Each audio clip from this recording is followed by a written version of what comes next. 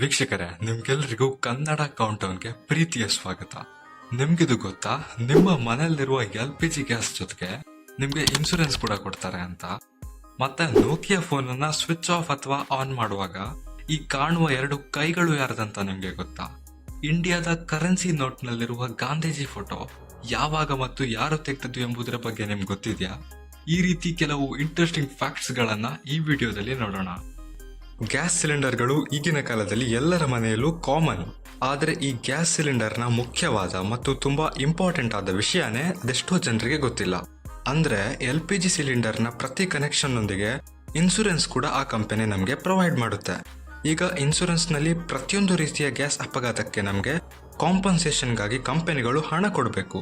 ಅಂದ್ರೆ ಯಾರಾದರೂ ಗ್ಯಾಸ್ ಅಪಘಾತದಿಂದ ಸತ್ತು ಹೋದ್ರೆ ಅವರಿಗೆ 6 ಲಕ್ಷದವರೆಗೆ ಕಾಂಪನ್ಸೇಷನ್ ಕೊಡ್ತಾರೆ.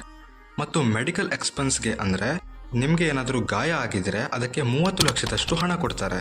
ಮತ್ತು ಗ್ಯಾಸ್ ಸಿಲಿಂಡರ್ನಿಂದ ನಿಮ್ಮ ಮನೆಗೆ ಏನಾದರೂ ಹಾನಿ ಆದ್ರೆ ಅದಕ್ಕೆ ಪ್ರಾಪರ್ಟಿ ಡ್ಯಾಮೇಜ್ ಕಾಂಪನ್ಸೇಷನ್ ಅಂತ 2 ಲಕ್ಷ ಕೊಡ್ತಾರೆ. ಅದಲ್ಲದೆ ಇಮಿಡಿಯೇಟ್ ರಿಲೀಫ್ ಅಂದ್ರೆ ತಕ್ಷಣದ ತುರ್ತು ಸಹಾಯಕ್ಕಾಗಿ ಒಬ್ಬ ವ್ಯಕ್ತಿಗೆ 25,000ದಷ್ಟು ಕಾಂಪನ್ಸೇಷನ್ ಅನ್ನ ಕೊಡ್ತಾರೆ. ಫ್ರೆಂಡ್ಸ್, ಹೇಳ್ತಾರಲ್ವಾ, ಯಾವುದು ಈ ಪ್ರಪಂಚದಲ್ಲಿ ಅತಿ ಕಮ್ಮಿ ಇರುತ್ತೆ ಅದರ ಬೆಲೆ ತುಂಬಾನೇ ಜಾಸ್ತಿ ಇರುತ್ತೆ ಅಂತ. ಹಾಗೆ ಇದು ಚಿನ್ನಕ್ಕೆ ಕೂಡ ಅಪ್ಲೈ ಆಗುತ್ತೆ.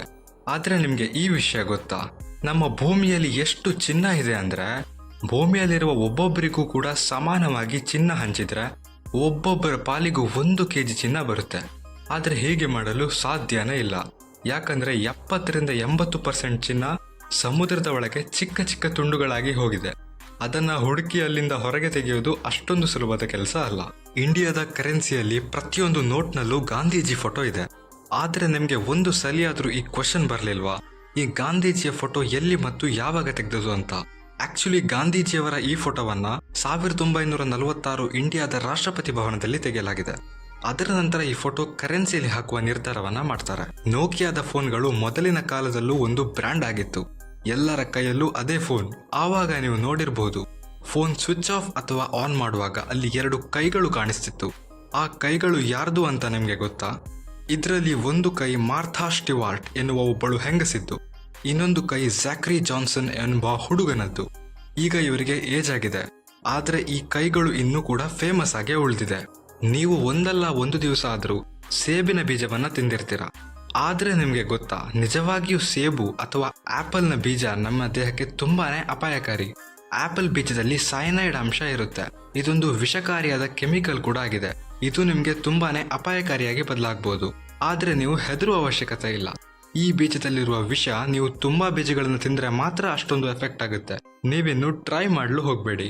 ಇಂಡಿಯಾದಲ್ಲಿ ಮಕ್ಕಳು ಎಷ್ಟೇ ದೊಡ್ಡದಾದ್ರೂ ಅವರ ಅಪ್ಪ ಅಮ್ಮನ ಕೈಯಿಂದ ಪೆಟ್ಟು ತಿನ್ನುವುದನ್ನು ಮಾತ್ರ ಯಾರೆಲ್ಲೂ ತಪ್ಪಿಸೋಕ್ಕಾಗಲ್ಲ.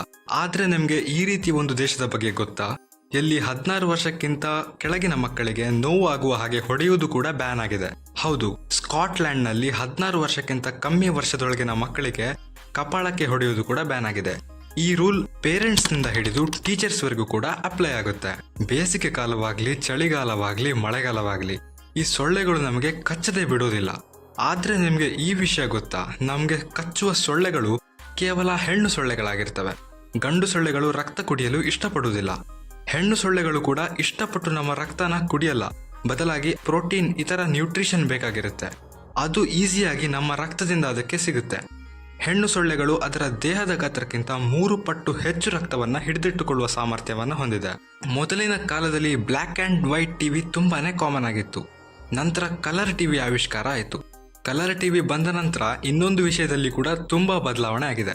ಅದು ಯಾವುದಂದ್ರೆ ಡ್ರೀಮ್ಸ್, ಅಂದ್ರೆ ಕನಸುಗಳು. ಬ್ಲ್ಯಾಕ್ ಅಂಡ್ ವೈಟ್ ಟಿವಿ ಇರುವಾಗ ಆದಷ್ಟೋ ಜನರಿಗೆ ಕೇವಲ ಬ್ಲ್ಯಾಕ್ ಅಂಡ್ ವೈಟ್ ಕನಸುಗಳೇ ಕಾಣ್ತಾ ಇದ್ದಿದ್ದು. ಬ್ಲ್ಯಾಕ್ ಅಂಡ್ ವೈಟ್ ಕನಸುಗಳನ್ನ ಕಾಣುವ ಜನರ ಸಂಖ್ಯೆ ಕೇವಲ 9%. ನಿಮ್ಗೆಲ್ಲ ಗೊತ್ತಿರಲೇಬಹುದು, ನಮ್ಮ ದೇಹಕ್ಕೆ ಫ್ರೂಟ್ಸ್ ತುಂಬಾನೇ ಉಪಯೋಗಕಾರಿಯಾಗಿದೆ.